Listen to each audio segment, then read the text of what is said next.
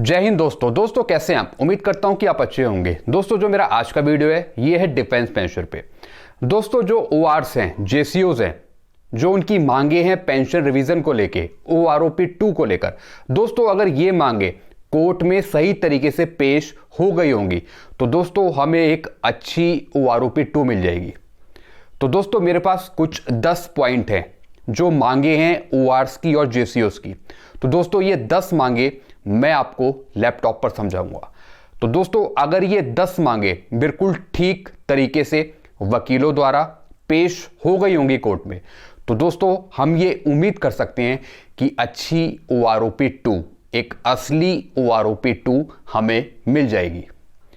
तो दोस्तों 10 पॉइंट मैं आपको समझाने वाला हूं कि कौन से ऐसे 10 पॉइंट हैं जो ओआरओपी 1 को कन्वर्ट कर देंगे ओआरओपी 2 में, अगर कोर्ट सही डिसीजन दे इन मांगों को देखते हुए, इन मांगों को समझते हुए। दोस्तों सबसे ज्यादा इंपॉर्टेंट बात है समझने की। एक एक पॉइंट को समझना, उस पर अमल करना सबसे ज्यादा इंपॉर्टेंट है। तो चलिए दोस्तों मैं आपको 10 पॉइंट समझाता हूं लैपटॉप पर।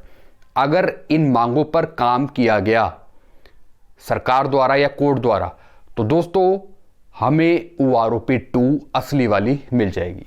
तो सारी चीजें मैं आपको समझाता हूं। 10 पॉइंट लैपटॉप पे आइए। दोस्तों मैं लैपटॉप की तरफ आ गया हूं। तो चलिए दोस्तों मैं आपको 10 पॉइंट समझाता हूं। अगर ये 10 पॉइंट ठीक तरीके से कोर्ट में रखे गए होंगे पहले तो दोस्तों हम ये उम्मीद करते हैं कि एक अच्छी ओआरओपी 2 हमें मिल जाएगी। तो चलिए दोस्तों मैं आपको समझाता हूं। क्या सुप्रीम कोर्ट के पास ओआरस जेसीओस की सही मांगे पहुंची पेंशन पर? मैं आपको कुछ पॉइंट समझा रहा हूं। ये पॉइंट ओआरओपी को कवर करते हैं। तो पहला पॉइंट, ओआरओपी की डेफिनेशन 7th सीपीसी के हिसाब से बेसिक पे का 50% पेंशन है। कहने का मतलब जो अभी 7th सीपीसी में पेंशन आ रहे हैं, हवलदार एसीपी से लेकर ऑनरी कैप्टन तक, हवलदार एसीपी, नायब सूबेदार, एसीपी नायब Subedar, Subedar, Subedar major, honorary lieutenant, honorary captain, ये रैंक्स 6th सीपीसी के पेंशनर्स से कम पेंशन ले रहे हैं। दोस्तों जैसा कि आप ये बात जानते हैं कि जो 6th सीपीसी के पेंशनर हैं उनकी ज़्यादा पेंशन है और बल्कि जो 7th सीपीसी में जो पेंशन आ रहे हैं जेसीओस, उनकी पेंशन कम हो रही है। तो दोस्तों अगर ये पॉइंट रखा गया होगा हमारे वकील द्वारा तो दोस्तों कोर्ट जरूर सुनेगा इस पर। अब ओआरओपी 2 पेंशन टेबल ओआरओपी के हिसाब से रिवाइज होगी या 7th सीपीसी के हिसाब से? सबसे बड़ा क्वेश्चन है। आप अपनी राय भी रख सकते हैं कमेंट बॉक्स में मेरे। दोस्तों अब क्वेश्चन ये उठता है कोर्ट के सामने कि जो ओआरओपी पेंशन टेबल है वो ओआरओपी के हिसाब से रिवाइज होगी या 7th सीपीसी के हिसाब से? क्या उसमें 7th सीपीसी की जो पे मैट्रिक्स है, जो टेबलें हैं, वो रखी जाएंगी या फिर जो पुरानी ओआरओपी है वो ही रिवाइज कर दी जाएगी? लेकिन दोस्तों अगर पुरानी वाली ओआरओपी रिवाइज करी तो दोस्तों उसके अकॉर्डिंग जो 7th सीपीसी में पेंशन ले रहे हैं पेंशनर बेसिक पे का 50%, तो उनकी पेंशन का क्या होगा? उनकी किसके अकॉर्डिंग पेंशन रिवाइज होगी? उनकी पेंशन को कैसे ठीक किया जा सकता है जेसीओस की 7th सीपीसी में? एक ये सबसे बड़ा क्वेश्चन है। तो जो ओआरओपी 2 पेंशन टेबल है वो किसके हिसाब से रिवाइज होगी? ओआरओपी के हिसाब से या 7th सीपीसी के हिसाब से? आगे चलते हैं दोस्तों। दूसरा क्वेश्चन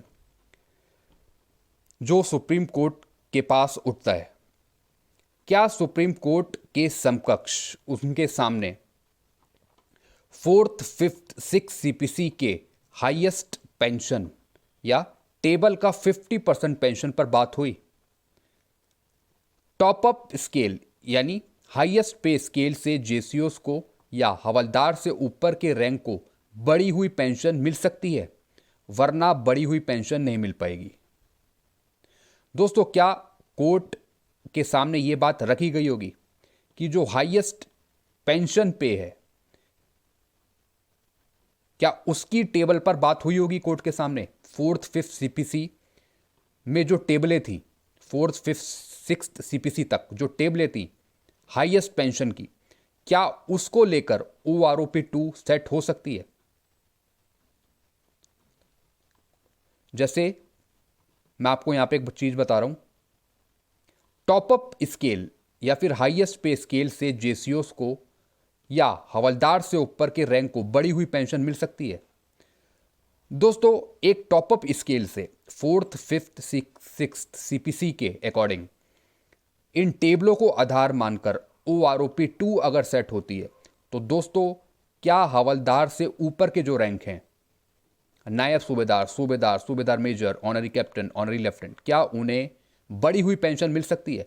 दोस्तों, अगर ऐसा नहीं होता तो दोस्तों फिर बढ़ी हुई पेंशन नहीं मिल पाएगी 7 सीपीसी में। आप पे मैट्रिक्स देख सकते हैं 7 सीपीसी की एग्जाम्पल के तौर पर, और 7 सीपीसी के रैंक भी आप देख सकते हैं। दोस्तों, तीसरा, क्या कोर्ट को यह बताया गया कि 5th सीपीसी तक जवान या जेसीओस को वेटेज ऑफ सर्विस के आधार पर पेंशन मिलती थी टॉपअप स्केल से, जो कि बाद में सरकार ने खत्म कर दिया। इस वजह से भी नुकसान है पेंशनर को पेंशन पर। दोस्तों, ये बिल्कुल सही बात है। अगर टॉपअप स्केल से सेट करी गई होती अभी तक पेंशन, तो पेंशन पर नुकसान नहीं होता। वेटेज ऑफ सर्विस को कंटिन्यू रखना था हर एक टेबल में, जो कि सरकार नहीं रख पाई। सरकार ने बाद में इसे खत्म कर दिया वेटेज ऑफ सर्विस को। आगे चलते हैं दोस्तों। फोर्थ, क्या कोर्ट में यह बताया गया कि OROP 2 पेंशन टेबल कैसे रिवाइज होगा, या 7 सीपीसी का नया पेंशन टेबल कैसा होगा? क्या इसके डॉक्यूमेंट रखे गए हैं कोर्ट में? सबसे अच्छा क्वेश्चन है दोस्तों। क्या OROP 2 पेंशन बनाने की जो चर्चा है, जो टेबल है, कुछ उसके आंकड़े दिखाए गए हैं कोर्ट में या नहीं? दोस्तों, ऐसी ये वाली बात जो मैंने थर्ड पॉइंट समझाया था कि जो 5th सीपीसी का जो टॉपअप स्केल की जो बात है वेटेज ऑफ सर्विस के हिसाब से, क्या इसका पॉइंट भी कोर्ट में रखा है या नहीं रखा? दोस्तों, ये दोनों क्वेश्चन इंपॉर्टेंट है। अगर इसके बारे में चर्चा हुई होगी कोर्ट में वकीलों द्वारा, तो दोस्तों इसका समस्या का समाधान सुलझा सकते हैं इजीली। सारी चीजें उन्हें देखनी पड़ेगी। आगे चलते हैं दोस्तों। 5th, ये टेबल 1/7/2014 से लागू होगा या 7th सीपीसी 1/1/16 से होगा? दोस्तों, जब OROP 2 आएगी तो कब से इसे लागू किया जाएगा? 1/7/2014 से होगा या 1/1/16 से होगा या 2019 से होगा या 2017 से होगा? क्या इसके बारे में भी चर्चा करी गई होगी कोर्ट में? यह भी इंपॉर्टेंट है। 6 पॉइंट, क्या OROP 2 पेंशन टेबल में OROP 1 की विसंगतियों को दूर किया जाएगा या नहीं, जिसके डॉक्यूमेंट कोर्ट में प्रस्तुत किए गए या नहीं किए गए? दोस्तों, कोर्ट में डॉक्यूमेंट रखे गए होंगे OROP 1 की विसंगतियों को लेकर। दोस्तों, क्या कोर्ट में वकीलों ने डॉक्यूमेंट रखे कि जो OROP 1 की जो प्रॉब्लम्स हैं पेंशन पे, उन्हें दूर किया जाए? तो दोस्तों, ये भी एक इंपॉर्टेंट पॉइंट है। 7वां, 7 सीपीसी के अनुसार 16 साल से ऊपर सर्विस पर ACP हवलदार है, तो क्या नई पेंशन टेबल में कोई बदलाव होगा इस पर? क्या पेंशन चेंज होगी? एक ये भी सबसे इंपॉर्टेंट क्वेश्चन है। 8वां point, 3rd 4th 5th CPC में सिविलियन जवानों से कम पेंशन लेते थे, बाद में 7 सीपीसी में सिविलियन ज़्यादा पेंशन लेने लगे। यह भी ध्यान में रखा जाएगा या नहीं, ताकि जवानों का मनोबल बना रहे? दोस्तों, जवान ये सभी जानते हैं कि सिविलियंस की पेंशन ज़्यादा है, उनकी पे भी ज़्यादा है। भले ही उनकी क्वालिफाइंग सर्विस ज़्यादा है, 60 साल है, लेकिन जवानों से वो बहुत ज़्यादा पेंशन ले रहे हैं 7 सीपीसी में। उसकी आधी भी पेंशन जवानों को नहीं मिल रही है। जो एक्चुअल बेनिफिट है जवानों को वो नहीं मिल रहा है 7 सीपीसी में। तो दोस्तों, ये बात रखी जाएगी। 7 सीपीसी की पे मैट्रिक्स रखी जा सकती है कोर्ट में पेंशन टेबल बनाने के लिए एक सिविलियन की। तो दोस्तों, एक ये क्वेश्चन भी बहुत इंपॉर्टेंट है। फिर 9th, क्या जवानों का हक लेने के लिए रक्षा मंत्रालय के पास बजट की कमी है? दोस्तों, क्या कोर्ट में इस बात पर भी ध्यान दिया जाएगा कि कोई रक्षा मंत्रालय में किसी प्रकार की कोई बजट की कमी तो नहीं है जिसकी वजह से जवानों को पूरा हक नहीं मिल रहा है? सबसे ज़्यादा इंपॉर्टेंट पॉइंट। 10वां पॉइंट, क्या कोर्ट में सिर्फ हमारे वकीलों ने ही तर्क दिया या इसमें पूर्व सैनिक संगठन, पीसीडीए, कमेटियां आदि ने भी सहयोग दिया? क्या सिर्फ हमारे वकीलों ने ही OROP 2 को लेकर बात करी, रिवीजन को लेके, या इसमें पूर्व सैनिक संगठन, पीसीडीए या फिर सैनिक संगठन की कमेटियां वो भी मौजूद थी, इन्होंने भी कुछ हेल्प करी ताकि सभी पेंशन संबंधी जानकारियां कोर्ट के समक्ष प्रस्तुत हो पाए? तो दोस्तों, जिस तरीके से पूर्व सैनिक संगठन, पीसीडीए और भी जो कमेटियां, अगर उनको पता होगा पेंशन से रिलेटेड समस्याएं, तो दोस्तों वो हेल्प कर सकती हैं इस केस को लेकर। तो क्या सब जो भी कमेटियां हैं, पीसीडीए हैं या जो भी सैनिक संगठन है, क्या इन्होंने हेल्प करी होगी इस OROP 2 को लेकर, रिवीजन को लेकर? ये कोर्ट में बात उठी होगी? दोस्तों, ये भी एक क्वेश्चन है।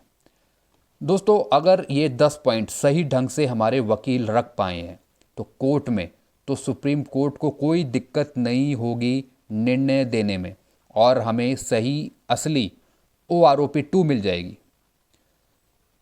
तो दोस्तों, आपके भी कुछ सवाल हैं इस पर, तो आप कमेंट कर सकते हैं, आप क्वेश्चन पूछ सकते हैं। तब तक के लिए जय हिंद, भारत माता की जय। दोस्तों, आप वीडियोस जरूर शेयर करें, सरकार तक पहुंचाएं ये वीडियोस शेयर करके।